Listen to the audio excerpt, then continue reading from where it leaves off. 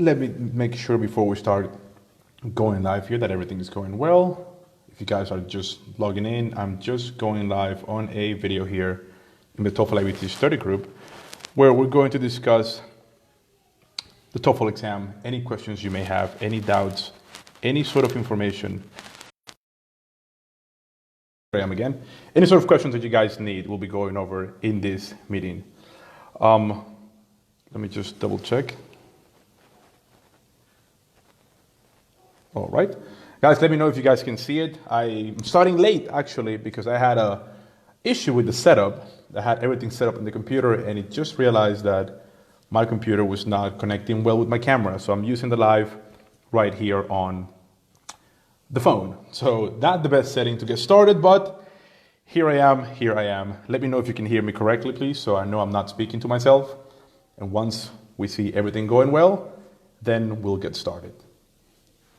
By the way, if you are logging in, once again, we're going to be going over several questions regarding the TOEFL test. I'm going to be taking in your questions, and I'm also going to spend possibly about 30 minutes to 45 minutes answering all of the questions individually in the comment section below. So if you have any questions about the TOEFL test, you can start leaving them here, and of course, I'll start answering them. If you see me looking at other screens, I have multiple screens going on right now. So I'm going to be taking a look at your questions on one screen while I'm also addressing you guys here.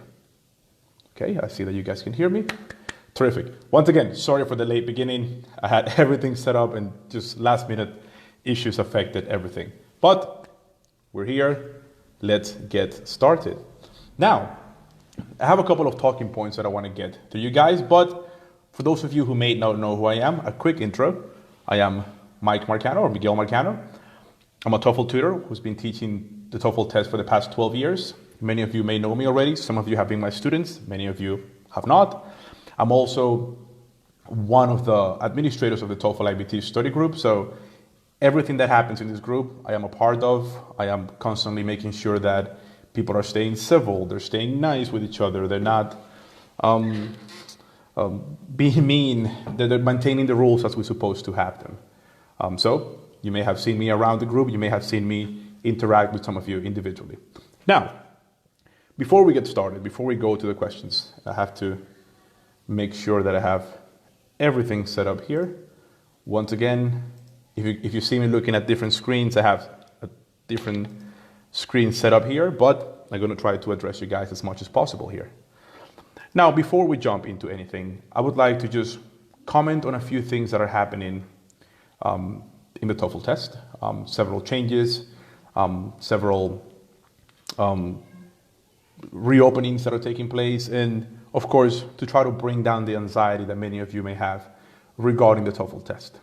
So let me start first of all with this idea, and then I start taking on your questions. I'll be here for about an hour, so we'll have plenty of time to answer any of your questions here.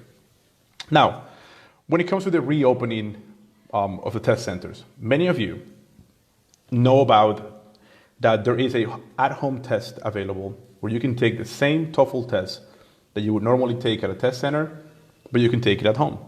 However, depending on your necessities, depending on the reason why you're taking the TOEFL test, you may or may not be able to take this test, or you may not want to take this test, better said.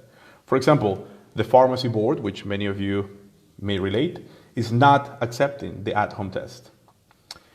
At first, I thought they might, considering all the situations that are happening around the world, but if you are a pharmacist, you know who you're dealing with, and the NABP is not really flexible. So right now, they're not taking the at-home test. They don't seem that they're going to change their mind anytime soon. So if you are a pharmacist, you would have to take the test at a test center. For many other students, dentists, teachers, nurses, people who are applying to get into college, you may take the at-home version. Once again, the NABP, the National Board of Pharmacy, is not accepting this. Now, right now, ETS and the Prometric centers, which is important to note, they're not the same thing. Prometric is another company now. It used to be part of ETS. It is no longer part of the TOEFL company. So Prometric and ETS, let me get my microphone out of the way. Prometric, they've announced that they're planning on reopening most test centers on June 1st to be exact. Now, this is up for debate, and this is up for the availabilities of each state. So depending on where you live within the United States and or Canada, depending on how your state or province, how they're dealing with the COVID-19 outbreak, this may be true, where you can go and take your test, or you may have to continue to delay your exam. It all depends, once again, regarding the spread, the local and federal laws that are being applied. So please keep that in mind. Once again, if you go to the Prometric site, you'll see that they have announced that they're planning on reopening on June 1st. Now, whether that will stay the case, we don't know yet. It really depends on once again how things interact altogether with the pandemic that we're all going through. Now, based on the reopening centers, today I noticed that many cities, many major states actually, they all of a sudden they dropped their availabilities all the way until September. Students who live in Texas, in Florida, they may have noticed that earlier this week there were exams available in June, July, and August. Today, if you check your areas, you may realize that the next available exam is in September. I don't know why this is happening. My best guess is that ETS is rescheduling all the makeup exams, all the issues that have gone through when it comes to the test this past couple of months. So I'm thinking that's exactly what's happening. So if you need to schedule your test at a test center, please make sure you do it as quickly as possible, because this is likely to continue to happen. Depending on where you live, once again, you may have more or fewer spaces available to take the test. Now, with that out of the way, another thing that many students have asked me has been what to do with all the free time they now have. If you are at home, if you're following the quarantine, and you should be, you may find yourself with a lot of time at home. And that brings on TOEFL anxiety, which is, I want to practice, I want to do a lot. I want to go through everything that I can TOEFL related. Now, while that is great, one thing that I like to remind you guys is focus on the quality of your practice. I've had many students go through that, and many other people who contact me being concerned because they're using all of the source material that they have, all of the TPOs, all of the books, all of the information, and that's an issue. So remember, if you're practicing any area of the TOEFL test, reading, listening, speaking, or writing, and you realize that you're doing a lot of practices, but you're not improving, take a step back and ask yourself, what exactly am I doing incorrectly? Is it the time? Is it the content? Is it my technique? Don't just keep working on it, because you keep making the same mistakes and you're not moving forward. One thing that I always do is I remind students of practice and progress. Your practice needs to be matched with your progress. You don't want to practice a lot and just improve little by little. Please be patient when it comes to your practices. You don't have to take a full test every day to improve. Focus on the quality of your preparation, and that'll give you better results. Now, with that out of the way, let's take a look at some of the questions you guys have here. Please, if you have any questions, any TOEFL related questions, please leave them in the comment here, and I will try to get through all of them. Once again, at the end of this Q&A, I will be dedicating some time to also type in the answers for you guys so you can have a better, a clearer picture, a better response to your question. So, once again, start dropping them. I'm looking at the questions as they're coming in. So, let's get started with some of the questions here. Let me just open them up. And all right, here we go. So let's see. One question, is the TOEFL Home Edition is going to continue after June? Laura is asking this. As of right now, ETS conducted a webinar, I think it was a couple of weeks ago, and they said that they're planning on continuing with the TOEFL Home Edition for as long as COVID-19 issues are active. Now, that's not a clear picture, but I can easily say that possibly after June 30th, yes.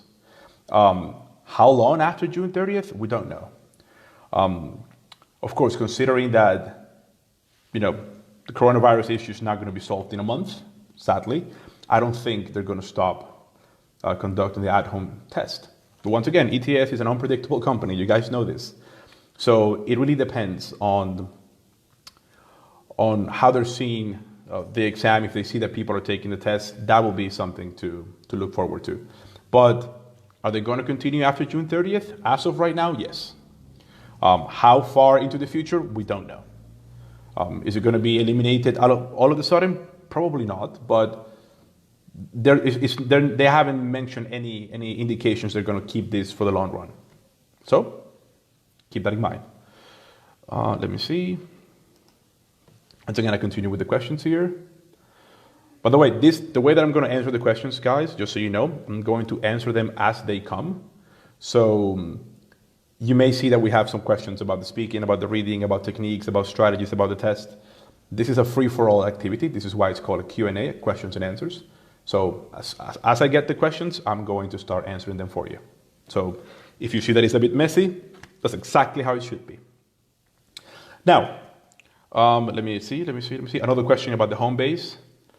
Andrew is asking me if they have frequent technical errors, if it's true. As of right now, I've had 17 students that I prepared that have taken the at-home version test. And only a couple of them had a technical issue. The vast majority did not. However, they did report the following. They were saying that the break between the listening and the speaking section was a bit longer than what they were expecting. They were expecting the 10-minute break that we normally would have. And they were surprised to see that sometimes they were waiting there for up to 40 minutes before the proctor came back. I don't know if this is because they're having just a limited amount of proctors to monitor everyone. It is risky because if you're taking the test and you're waiting there, you may have the urgency to, get away from the frame of the picture or maybe just close and refresh the test. Please don't do that. Stay there, stay put. Make sure you're not doing anything inappropriate. You're not checking your phone. You're not taking notes in any other place where you're not supposed to. You're not speaking or addressing anyone in the room. Because if you do that, ETS can use that as an excuse to eliminate your test. So that's one thing to keep in mind when it comes to the at-home test. Now, when it comes to work, before I finish, when it comes to technical issues regarding the test, it really depends on your computer. It depends on your connection. It depends on a variety of different things. So the issue would be more so on your side than actually on ProctorU or ETS signs. Now, many of you are asking me for techniques for the reading, speaking, listening, and writing section. I will give you those. Those who are asking me, tell me all the techniques available. That will take more than an hour. So I'm going to try to summarize that as much as possible. Now, once again, I'm going to go through all the questions here. Let me see. Okay, so there's two questions that are connected here. Julian and Ahmad have questions about the listening section. Techniques for the listening section and note-taking strategies. So we can use that as one whole question. When it comes to the listening section is the second section of the TOEFL exam. Just to give you a little bit of a background here, in case you have not taken the test. There are basically two types of listenings, conversations and lectures. Conversations have 5 questions, lectures have 6 questions. The available time to answer each question is about, I think it's 35 seconds. So the time is very quick. And when it comes to it, your job, above everything else, is make sure you're listening. I know it sounds silly, I know it sounds redundant, I know it sounds obvious, but most of you focus so much on taking notes, and you're taking notes like there's no tomorrow, and you actually fail to pay attention to what's happening in the listening section. So above everything, listen. Listen to what's happening. Another technique that I recommend students, or one recommendation, is keep track of the timer. When it comes to the listening sections, you're going to have a blue timer. There's going to be a blue bar that is going to increase in size. Keep an eye out on that information because that will give you an idea as to how much time you have remaining in the listening section. And it's very often, happens to me when I take the test, that I'm taking notes and it comes to a point where my hand gets tired, like my palms get sweaty, I don't want to take notes anymore. That happens. That is a very common situation. So if you see that the timer is about to end, still pay attention, still take notes, but you know that it's almost near the end. If you see that you have a lot of time remaining, it is okay for you to stop taking notes for a little bit, a few seconds, still listen, focus on the listening part, and then proceed to continue taking notes. When it comes to take notes, here's what I tell my students. The notes that you're taking are supposed to be a reminder. They're not supposed to be the answer. So you're not taking a dictation. You're not taking notes of everything that is happening. You're taking notes exclusively of what is being given to you and how you can use those notes in order to answer the questions. So depending on whether it is a conversation or a lecture, you can just write key words that would help you sort of put together a picture. But you don't want to have basically a script of what's happening, because if you do that, I guarantee you're not paying attention to what's going on here. You're paying attention to what you're writing. So practice taking notes in a way that is limited. A few words. And whenever you're looking at the questions, whenever you're looking at the answers, please make sure that you're highlighting, putting a little star next to it, putting a heart next to the important things. That's going to help you focus your eyes on the ideas that are important. Because if when you take notes, if you look at the paper and it's just a mess of notes, the whole paper is just going to be messy for you to understand what's happening. Keep in mind, once again, on average you have 35 seconds to answer these questions. One last thing that I do when I take the test, fold the paper in half. That way you're going to have 4 sides of each sheet of paper, and it's going to be easier to take notes that way. If your handwriting is too big, then fold it in half horizontally, so then you have almost like a flap of paper like this. That way you can still write on the whole length of the paper, but it separates into separate areas. Try it out and see if that works for you. Let me continue here with the questions. Once again, keep them coming, guys. I'm looking at the comments right now, and I'm seeing a lot of here, I'm here. Thank you for being here, guys. Let me just take a look at more questions. One second here. All right. Once again, I'm going to the questions on the side. If you have any more, please drop them here. This could be a very short Q&A if I don't have more questions. Never mind. Here they are. So let me continue here with the questions. When it comes to the speaking section, I have a question here regarding the speaking section, how to address the speaking section. Let's address that quickly. For the speaking section, guys, this is one of the most complicated areas for many of you. Depending on your requirements, some of you may require 26 plus in this section. Some of you require 25 plus. It's a complicated activity to get. You have 4 questions, so essentially each question is worth 7.5 points. You don't want to lose 50% of a question, because you basically drop in 4 points right away. The best way that I can simplify the speaking section for you guys is you need to understand how to address each and every single question. Each question has its own strategy. For question number 1, what you have to do is you have to keep in mind that you're going to have to give 2 examples and 2 details regarding whatever question you're getting. The question is going to be a choice question. It's going to be something like, would you prefer to live in an urban setting or in a rural area, in the countryside? Whatever you pick, doesn't matter which one you pick. Whatever you pick, you have to illustrate it with 2 details and 2 examples. 2 examples and 2 details, sorry. And this is complicated, first of all, because you have 45 seconds, and second of all, because we don't speak like this. This is not how we normally speak. When we speak to people, we're not giving them explanations, we're not giving them details. So you have to basically teach yourself how to deliver an answer that is not natural for you. I'll give you a quick example that I always give my students. If someone asks you on the street, how are you? The typical answer you will give is, I'm fine, I'm good, I'm okay. But if the TOEFL test asks you, how are you? You have to give them 2 examples and 2 details. So I could say, for example, If that were the question, I could say, right now I'm having a fantastic day. I'm currently having a Q&A video with members of the TOEFL IBT study group, and I'm really happy about that. In addition, let's say this afternoon, I had a great meal. My wife made a delicious lunch for us, and it was turkey with rice and beans, for example, something like that. And that is why I'm having a great day so far. Ask yourself and think about, by the way, that was a horrible answer, but you get the idea. But ask yourself this: how many people on the street will answer the question, how are you, the way that I just did? Probably no one. So you have to teach yourself how to give details and examples in order to properly address the information, properly understand what's happening when it comes to these questions. In addition, for question number 2, to go into the second idea, to speed it up, for question number 2, this question, it's all about reading an announcement, an information, an email, a letter, and then a conversation.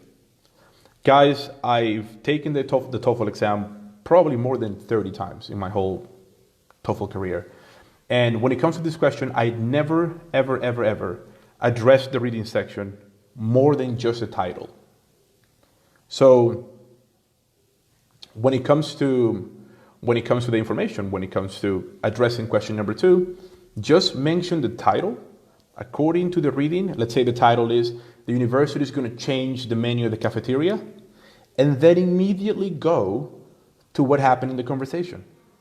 Don't summarize the reading. Don't tell me the reasons of the reading. Don't tell me anything more from the reading section. Go directly onto the conversation. For instance, I'll give you another quick example. According to the reading, the university announced they're going to change the cafeteria, the menu in the cafeteria. A conversation takes place about this announcement, and the woman in the conversation is in love with this idea. She states that she didn't like the current menu because it was very repetitive. All they were eating was burgers, pizzas, and nachos. And now that they're going to have a wider menu, she's probably going to eat in the cafeteria a whole lot more. In addition, she loves the idea that the menu is going to drop in price. According to the announcement, it's going to drop from $5 to only $3 per menu. And in her opinion, this is great because students often are on a budget and they cannot spend so much money on food. And those are the reasons why the lady is in favor with the announcement. Something like this. Notice that I did not address the information from the reading at the beginning. I addressed the answer as I was going through. That's a quick example of question 2. Moving quickly because I have more questions coming up. Question number 3, same situation. Question number 3, you get a reading assignment, which many of you have seen templates online where you have to address the definition and then give me the opinion of the professor. Once again, I'm speaking from experience. I'm speaking from what I do in the real test. Whenever I train my students, I always train them using what I've used in the test. I never experiment with my students' exams because you guys want to pass a TOEFL test. So I have to make sure that what I'm telling you is factual information that has worked for me in the past. And when it comes to this question, I have the same approach as I just did with question 2. I don't mention the definition. I don't address the reading. I go directly to the professor's opinion. The professor illustrates whatever the concept is. I give the information the professor mentioned. And then if I have time at the end, I would say, and this is how the professor illustrated the concept of, let's imagine it is the concept of inflation, just to give you an idea. So when it comes to that idea, that's the way that I recommend you to handle question number 3. And very quickly, question number 4. This question, oftentimes, not always, but oftentimes, it's always a lecture, of course, no reading involved. You're going to listen to a lecture that is quite long. And when it comes to the idea, when it comes to this task, most students start taking notes from the beginning. A lot of notes. And by the time they actually get to the meat of the question, the important part, which is when the question separates into 2 ideas. For example, let's imagine we're talking about marine mammals, and we're talking about how some mammals have evolved to live in the ocean, and they still are able to breathe air even though they're completely immersed in the new ecosystem, blah, blah, blah, blah, blah, blah, blah. Eventually, it's going to go to 2 examples where we may discuss dolphins and let's say whales, for example. That separation, that's your cue. That's when you really start focusing, because the question is going to be about that. The question is going to be using points and examples from the lecture. Explain the differences between dolphins and whales, for instance. And then throughout the listening, you should have been taking notes about what happened with dolphins and what happened with whales. And that's how you address question 4. You mention the notes you've taken on those topics. So that's a very, of course, brief, short, superficial description on how to address the speaking section. In my lessons, I go a whole lot more in depth, and we do practices and repetition until we get it right. But this is just an idea as to how to do it. One question here that Rati is telling me, how can elaborate on ideas on the independent task? That's a great question. The way that I recommend students to do this is through creating their own source of ideas. I'm the kind of tutor that I don't believe in templates. I don't like templates. I think templates are repetitive. I think templates are great at the beginning, but if you're here and you want to score more than 85, more than 90 points, I would advise you not to use templates. Now, that doesn't mean that templates are bad, and it doesn't mean that templates will not work if you want a high performance. But in my experience, people who come to me who want lessons with me, they've often been taking template activities for months, for years, and then they suddenly realize that they're not working. If there was a template that can get you 110 points, guarantee, trust me, I will be the first person, advocating for it and telling you guys, use this, it's infallible, it's going to give you the grades that you need to, but sadly, there isn't. Templates are great to get started. If you want to get started into the TOEFL test and you want to understand how to address the question, sure, have a template. But eventually, please get away from them. I cannot tell you how many times I've seen essays and recordings that I can basically predict what you're going to say, because from the moment you start until halfway through it, it's all a template. And I can stop the recording and say, and you're going to say 2 years ago when I was in high school, blah, blah, blah, blah, blah. And once again, that's not bad, but keep this in mind. The people who are evaluating you are listening to the same thing over and over and over and over again. So do you think your grade's going to stand out from the other 100 recordings they've heard that follow the same template? Probably not. So make it your own. In a previous Q&A that I had with a couple of TOEFL tutors, Kirsten and Daniela, I mentioned one of the techniques that I like to use. I'm going to mention it very briefly. I like to use 5 examples to address question number 1. Either question number 1 in the speaking section or the independent writing section. Those examples, very briefly, because I don't want to extend this a whole lot, are the concept of money, time, distance, cultures, and quotes. I'm going to explain them very briefly. Money, time, and distance are great examples because all you need to use is give me a numerical example. If I say that I prefer, for instance, to study abroad because after I get a degree, I can earn more money, tell me the concept of more money. For example, if I study abroad and I get a degree, I'll be able to earn around $10,000 a month. Whereas if I stay in my country and get a degree in my country, my salary is not going to surpass $3,000 per month. That comparison, $10,000 versus $3,000, is an illustration. It's an example, and it clearly shows the evaluator the picture you're trying to give. That same principle applies for time and for distance, whenever possible.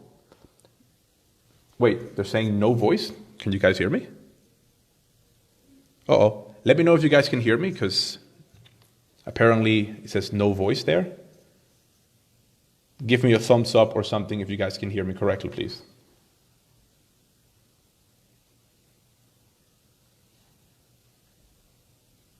Okay, some yeses are coming up. All right, good. So you guys can hear me. Some of them are saying no voice, but many of them saying they can hear me. Okay, apparently I'm still there. Great. So, sorry for what I got sidetracked with that question. So once again, the 5 examples.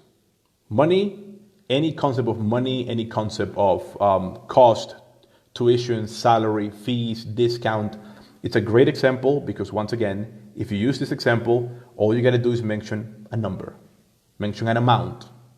Time, same idea. If I say, I prefer to study abroad because I can get my degree in only 4 years, but if I study back at home, it will take me 6 years to get my degree, that's it. That's your example, that's your detail, that's your idea.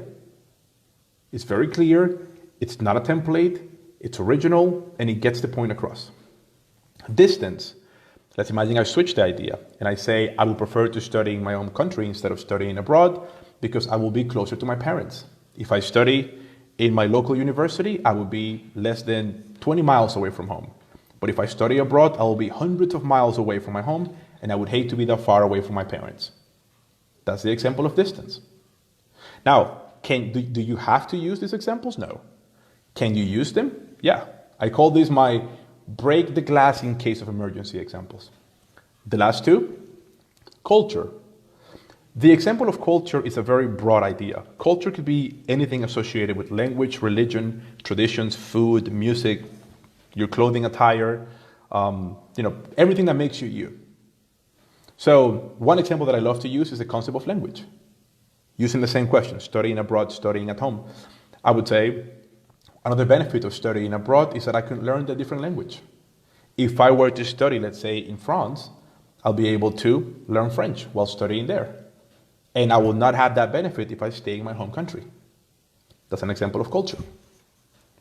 And the last example is the example that I like to call a quote example. A quote example, quote, is basically when I'm quoting something else or someone else. So let's imagine. A quote example could be, one reason why I prefer to study abroad is because according to Education Magazine, that doesn't exist, Education Magazine, people who have a degree abroad, let's say in the US or the UK, they're 75% more likely to get a job than those people who get a degree in their home country. Now, I'm using an example of quote because it's according to US Magazine. It's not me who's saying that. It's according to the magazine. And I'm also implementing a numerical example by saying you're 75% more likely to get a job than if you were to get a degree in your home country. These 5 examples, money, time, distance, quotes, and culture, are examples that can be very much used in a variety of questions. Not necessarily in every question, but it would help you basically think quickly about this. And going back to the original question, guys, which is, when it comes to thinking about these responses, how can I do it? My short answer is, by the way, I'm looking at my other screens. My short answer would be practice so many questions that you start seeing the repetition in your answers. If you've been doing the TOEFL test for a while, you'll notice that some of the responses you'll do for question number 1 and for the independent essay are going to be repetitive. You may talk about the same experience, you may talk about the same best friend, you may talk about the same event, you may talk about the same family member. Find that commonality in your answers. Because if you do that, then you're going to create what I like to call a catalog of answers. It's easier for you to remember and say, I can use this example and plug it into this answer, than for you to think at the moment and come up with a brand new idea when you have only 15 seconds to think. So I know it sounds cliche and everyone says it, but practice does make perfect in this question, especially if you're practicing with a purpose. Don't just repeat the questions. Don't just work on the questions. Don't just go through them and as a repetitive idea. Make sure that you're taking notes of what you're doing correctly. Stop if you're doing something incorrectly and fix it. Don't continue to do the same mistakes over and over. Now, let me go through the questions here. I'm looking at the information here, guys. If you have more questions, please drop them there. I'll be here for another 20 minutes. Let's see. Gabriela, Mike is the best teacher. Thank you, Gabriela. She was one of my students. Let's see. I already went over the tricks for the speaking section. I'm going through the questions here. Let's see if I get one that is worth discussing. Okay, the structure of the passage in the reading section. Ahmed has a question there. When it comes to the structures of the passage in the reading section, I'm not quite sure I follow your question there, Ahmed. Please rephrase the question if you're still there. When it comes to the reading section, guys, the passages, typically from what I've seen in the TOEFL test, they normally follow two methods or two versions. You either have the passages that have lots of paragraphs, like 7 paragraphs, and each paragraph is rather manageable and short, or you have those passages that have like 5 paragraphs and each paragraph is rather long. What I can give you guys is my strategy for the reading section. And I can tell you the ones that I don't like. Of course, my experience and my opinion on the matter. I don't like the strategies where people say, just skim quickly or read the first sentence, because I believe that's not going to give you enough information to get the information that you need in the reading section. And while at first it seems great because you're doing things quickly, I'm sure that when you go to the question, you're going to have to reread some of the paragraph again. So I'm not a huge fan of skimming. I'm not a huge fan of just look for the keywords. I always tell my students, this is the reading section. This is not the search for the answer question.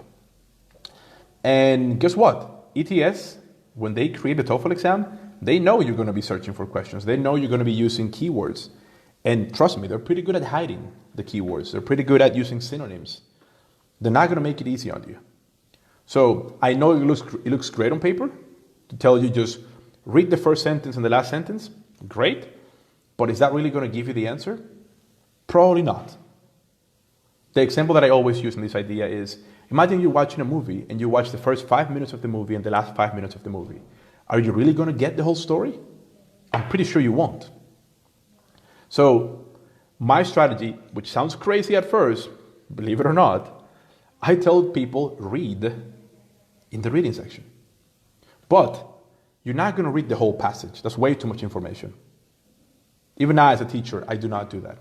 But I do want you to read every paragraph individually. So take a paragraph.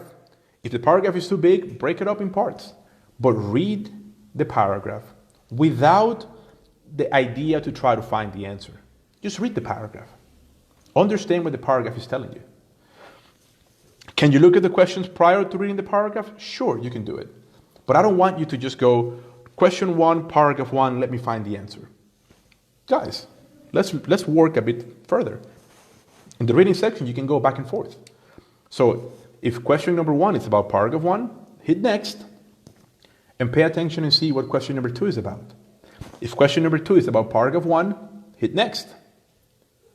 If question number 3 is about paragraph 2, stop right there, hit back, go back to the questions, and you know that in the first paragraph, you have 2 questions. Now, some questions do not even require you to read the question. If you see a vocabulary word that is highlighted, you know where to see it. It's right there. You're not even going to waste time looking for it. But you have to read. We have to get in the habit of reading. And everyone tells me, but it's complicated. I never said it was easy. But if you try to look for the easy way out, you're very likely to fail or not to get the performance that you want to.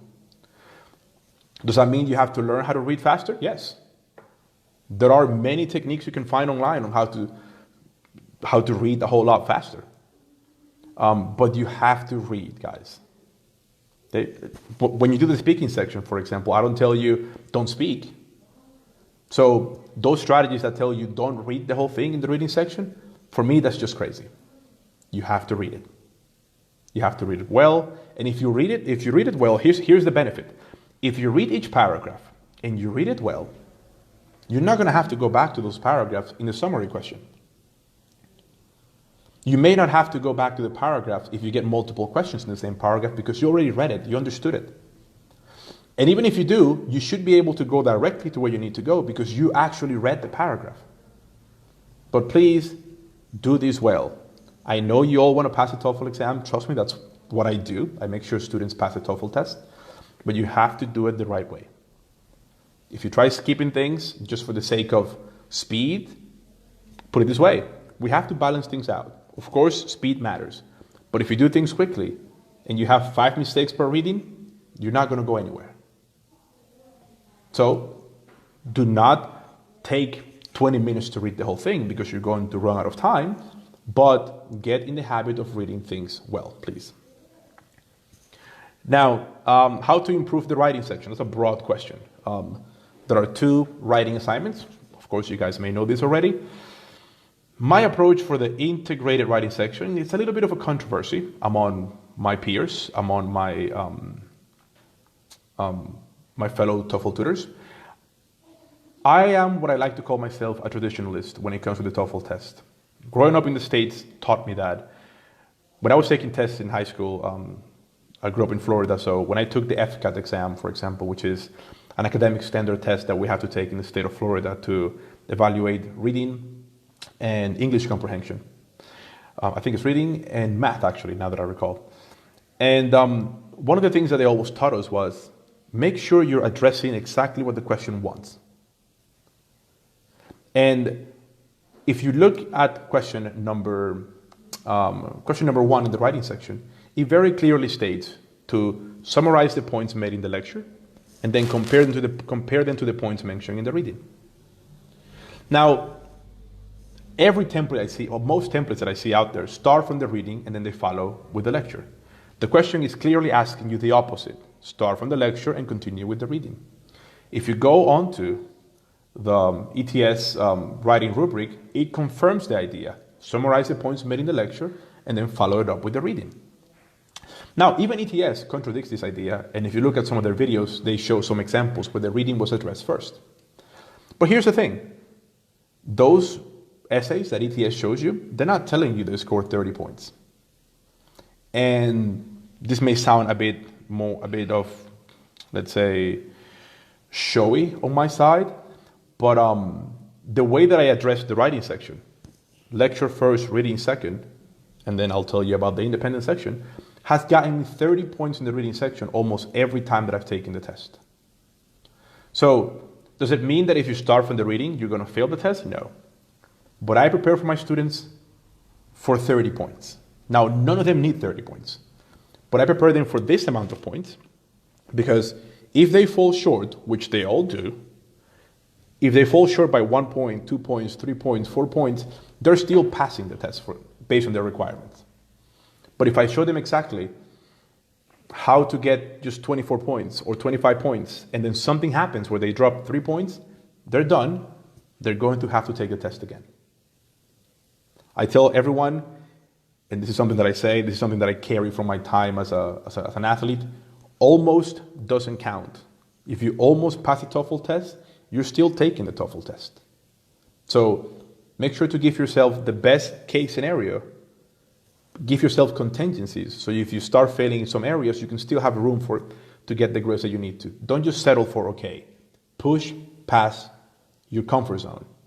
Once again, is that going to be easy? It won't be.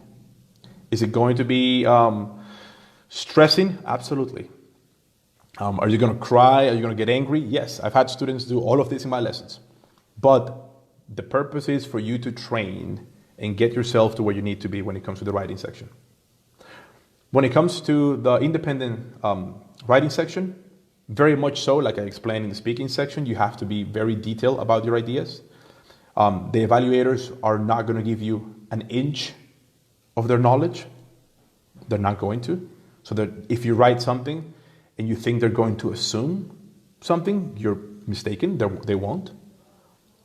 So if you tell me, for example, using the example that I used before, if you say living in the city is just way better than living in the countryside, because there are so many things you can do in the city, if you don't tell me what those things are, you're not going to get the points. Or if you say something like, these things are a lot of fun because, let's say, you can learn so much from them, learn things like what? Every statement that you mention, you have to make sure you close it. If you leave me an open statement, that's basically, as I tell my students, it's like drawing a perfect circle. If you draw a circle and you leave a space in the circle like this, I can use this space to attack it. So make sure that when you're writing your statements, make sure you're filled with details. A quick note on the structure of the independent writing section. We're looking at 1 introduction, 2 body paragraphs, and a conclusion. You don't need 3 body paragraphs. Kirsten mentioned this, Kirsten Lazur. She had a Q&A the previous week. I'm trying to have TOEFL tutors here, by the way, every week interacting with you guys so you can see different perspectives. Last week she addressed this. You do not need 3 body paragraphs. I completely agree with her. I would rather, just like she mentioned, I would rather you use the time to give me better body paragraphs or check the information you wrote instead of giving me 3 ideas. You do not need 3 ideas. For the integrated, you need 1 introduction and the 3 body paragraphs to show the contrast between the reading and the listening, or the interaction between, my apologies, the interaction between the lecture and the reading. There's no need for a conclusion there. I never write conclusions for my integrated writing sections. And once again, my last 3 performances in the writing section were 30 points. So they're not taking points away from me. I don't see why they will take points away from you. Let's see, we're almost wrapping things up here. As I mentioned, guys, if I do not get to your questions, I'm going to spend the next 40 minutes answering the questions in the comment section below. So let's see, some quick rapid questions here.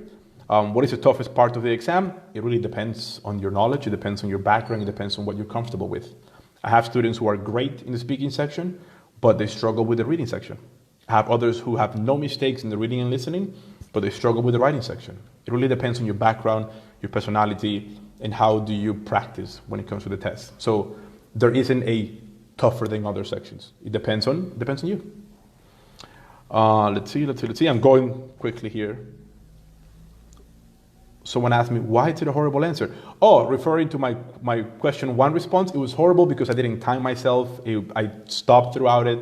So it was not a perfect 4 response, but I would have passed nonetheless. But yeah, it wasn't the perfect answer.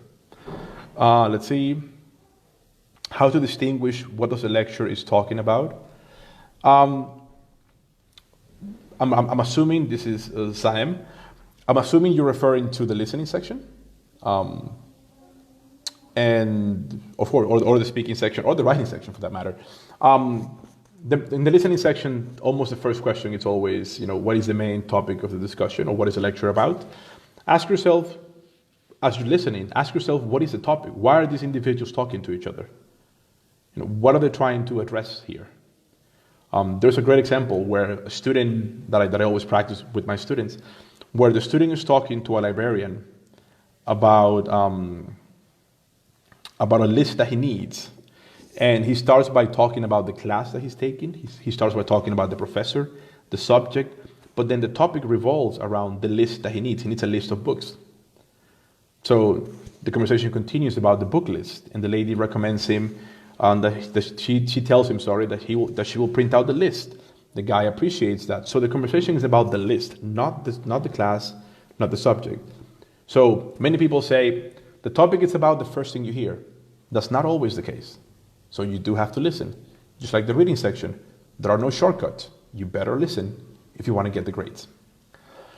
Let's see. I'm reading to the comments as quickly as I can, guys. I answered this question. All right, I'm getting towards the end. How can we finish the reading section faster? The quick response is we have to improve our reading speed. The professional teacher response is you want to make sure you have a process. What I tell my students is there is a process for the reading section. There are 8 different kinds of questions. Each question has its own personality, so to speak. But you have to have a process. My process is I read the paragraph. After I have the content of the paragraph and I understand what happens in the paragraph, I take a look at the question. Whenever I understand what the question wants, very, very much understand what the question wants, I look at the answer choices. And I'm not looking for the right answer. I'm looking to eliminate. I'm looking to which questions are not correct. So I immediately start taking off the questions that I don't think are correct. Typically, I will remain with 2 choices. When I look at those 2 choices, I start evaluating statement by statement, word per word. Typically, you're going to have 1 indicator that it's incorrect. 1 exaggeration, something that was not mentioned in the listening or the reading. That normally indicates the incorrect idea there. And then I would end up picking the choice. So this process, the elimination technique, it's one that I use for every single question. In the reading and the listening section, for me, it's all about the elimination technique. I don't change my techniques. It's the same for everything. Because what happens is, If you're going to handle the vocabulary question differently from the inference question, and then the main idea question, you're going to handle it different from the paraphrasing question, you're going to be a mess. Basically, the TOEFL is playing you. You're basically dancing at the tune of the TOEFL. Make it your test. Find a strategy. That's the strategy the one that I just mentioned is the one that I use, and stick to it. Stick to it regardless of the question you're getting. If you do that, you may start seeing more stated results in this activity. Let's see. More questions. What things can we work on to speed up our writing? Basically, write. Typing speed is an issue. The way that you place your fingers on the keyboard, some people type like this or they type like this. I type with all my 5 fingers. I can type without looking. Of course, I've taken typing lessons. One strategy that I tell my students to do is to get any piece of information, maybe an article from the web or maybe a magazine, put it next to you or put the screen next to you, and transcribe all the information you see right there, and see how many words you can type per minute. Basically do it for 3 minutes, set a timer, and then after the 3 minutes, go off, take a look and see how many words you wrote, how many words you were able to write. Also, eliminate the ones that were incorrectly typed, and then you'll see how many words you actually were able to produce in 3 minutes. The goal there is to always speed that up, make it a challenge. So if one time you wrote, let's say, 40 words in 3 minutes, next time you do it, try to do 45. And after that, try to get to 50. And once you get to a number that you can't surpass, try to stay there. If your typing speed goes well, you should be able to type faster. Also, have an idea what you're going to do. Brainstorming exercises are great. If you're able to understand what you're going to type before you type in, that's way better than free flow typing. Free flow typing is, for example, if I'm typing my ideas and at the beginning I go like this. You can hear the keys. And then for the second paragraph, I sound like this. And for the third paragraph, I'm actually sounding like this. Because you ran out of ideas. So if you brainstorm your ideas and you know an outline of what you're going to write, you should be able to stay put and type quickly. Let's see. Is it important to write more than 250 words in the integrated task? Yes and no. You don't want to have an essay that is just maybe 200 or 150 words, because if you do, you probably are not giving the amount of details that you need. But do you want to be concerned if you're writing 250, 300, 350, 400? Not so much. Although I do tell students, try to reach 300 if possible. Anything more than 300, you're doing fine. Anything below 300, it depends on how well you've written your ideas. But 300 words is a safe number to be when it comes to the writing section. Let's see, Kirsten is here. By the way, guys, this group is full of professional TOEFL tutors. If you need help, ask. I know that many of you consider TOEFL tutors as an, let's say, unnecessary expense to go through, and you may be right. If your English level is at a point where you can do it without any help, go ahead. But imagine a TOEFL tutor like a gym trainer. Can you lose weight without a trainer? Sure. Can you do it better, more sustainable, and faster with a trainer? Yes. So Kirsten, for example, is one of the TOEFL tutors in the group. There are many others out there. Just ask around. Whenever you find someone, I'm also a tutor, of course. If you need any help, please get in touch with me. But if it's not me and it's not her, for example, and it's not anyone else, ask around. And you may find the right person for your needs. Let's see, going through the questions. I'm going to be here 5 more minutes, guys. Recently, someone mentioned in the group about an integrated task that both the lecture and the reading are supporting each other. Yes, that actually can happen. There is no contradiction. There is no limitation. If that happens, the only thing that you would change in my strategy is instead of contradicting each other, you would change the transition word in the middle. Instead of saying, however, I would use words like also, in addition, moreover, but it's possible. Same goes, by the way, taking advantage of this question. Same goes with question number 2 in the speaking section. The students who are reacting to the information presented in the reading, they can be in favor, they can be against, or in some rare occasions, they can actually be in both scenarios. They can agree with one part and disagree with the other. That's perfectly okay. The TOEFL exam does not limit that. So be ready for that. Let's see, almost done here, guys. If you have your questions, once again, I will be going through the questions at the end. So if I don't get to your questions, leave them in the comments. I'll get through them. Let's see. For the reading speaking section, can you give one example and one reason? Typically, I would say no. I would say the question is asking you for examples and details. As I mentioned earlier, I am a traditionalist when it comes to this. So if the question says examples and details, that's plural, give them 2 of each. Can you do this? Yes, you certainly can. Now, once again, I'm not the kind of tutor that will give you the easy way out. I'll make you work. So if you're looking for just an easy way out to get 26 plus points, sorry, there isn't. You have to try your best to give 2 examples and 2 details. Once again, is that possible? Yes, it is. Does it require practice? Of course. But don't just go for the easy way out and say, I'm just going to give 1 example and 1 detail. You may lose points. And when you get your grades, you don't want to be the kind of person who scored 24 in the speaking section and you needed 26. That example and that detail could have made a difference. So keep that in mind. Please save the live. Yeah, this will be saved in the group. You guys can see this at any moment. In fact, important news. I'm actually creating right now a YouTube group, a YouTube channel, where I'm talking about everything that I know about the TOEFL test. I've been doing this for more than a decade and I'm putting everything out there. The channel is not going to launch anytime soon. It's going to launch possibly by July. I'm trying to launch it on my birthday. That's July 5th. But what I'm doing right now is I'm creating videos because whenever it goes live, I want to make sure it has content already. I don't want to have a channel with 1 video and then you have to wait every week for another video. So I'm producing the videos. It takes time to edit. It takes time to upload, but that's coming up. This video will stay, of course, in the group. Is it illegal to share our independent speaking and writing skills? Marianne is asking me that question. I'm not sure if you mean the questions or the skills. You can share any kind of skills you want to. Is it illegal to share your questions from the real test? ETS says that if they catch you, they may prevent you from taking the test again. When I take the TOEFL test, I make it very clear that the questions that I'm sharing are not exactly the same as the ones that I got.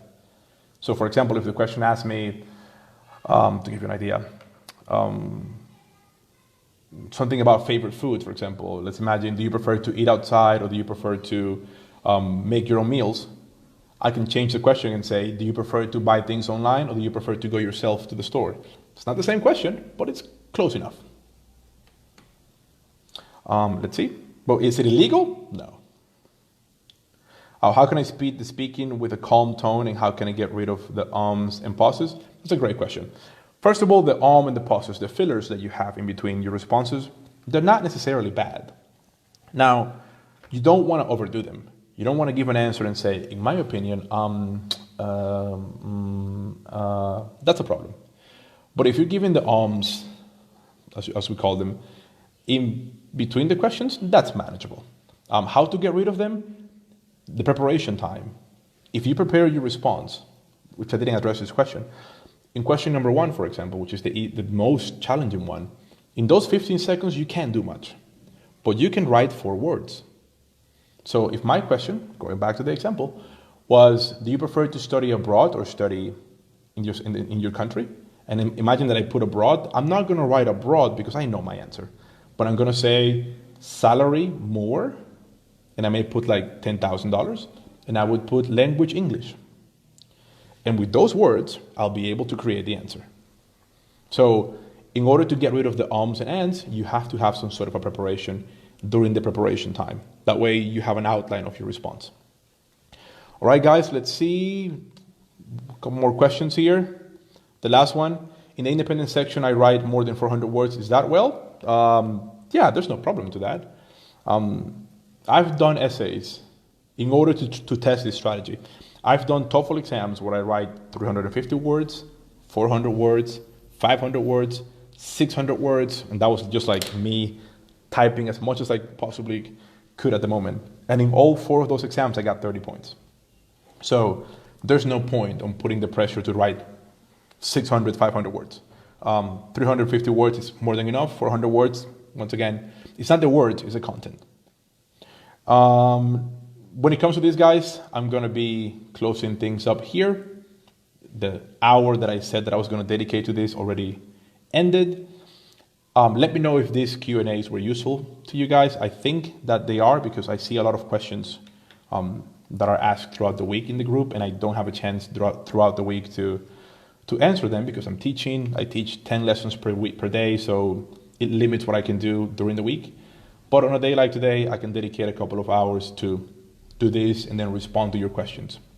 Once again, the TOEFL IBT study group is a group where you guys can leave all your TOEFL related questions. Someone will reply to your question. Sometimes it is another member, sometimes it is another student, sometimes it is a teacher who's doing it. If you believe that your question needs further development, feel free to ask. You can see me. You can see my account here at any moment. Message me. Sometimes I take forever to reply. I apologize in advance if I do.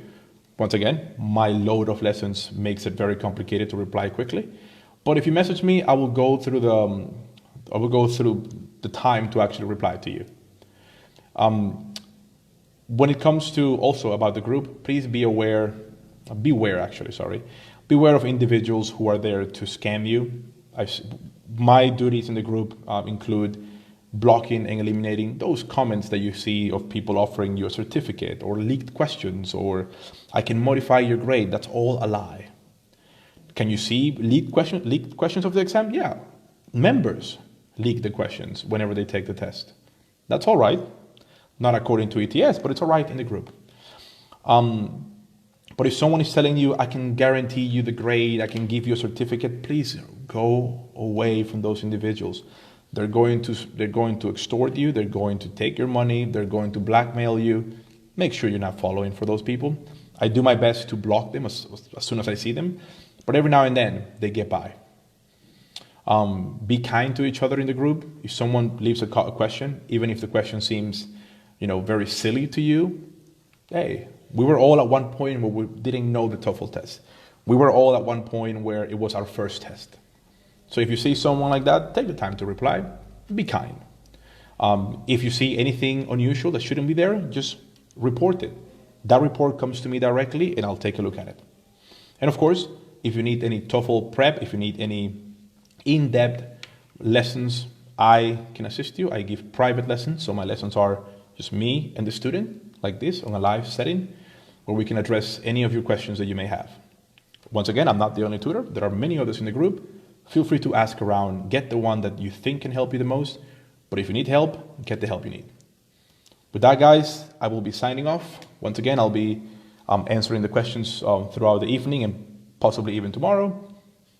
I'm happy that you guys were here. Sorry if I bored you in this hour. Hopefully you learned something useful, even if it was one single thing. And as always, if you need anything, get in touch with me, guys, and I'll gladly assist you.